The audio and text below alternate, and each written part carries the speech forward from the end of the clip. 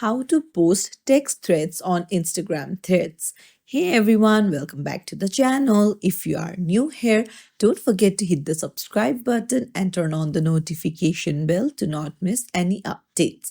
In this video, I'll show you how to post text threads on your Threads app in just few simple steps. Whether you're new to Threads or just getting started, this guide is just for you. So let's dive right in. Open up the Threads app, and then after you've logged in, at the bottom of the screen, tap on the plus icon. This is where you create a new thread. So now here you can start typing to what's new. You can share your thoughts, opinions, updates, questions, short stories. You can add anything up to 500 characters. So just keep it meaningful and engaging.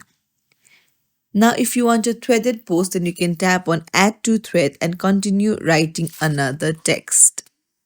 So you can keep adding new threads by tapping on add to threads. And then you can also add emojis if you want to. And then you can mention people using their ad.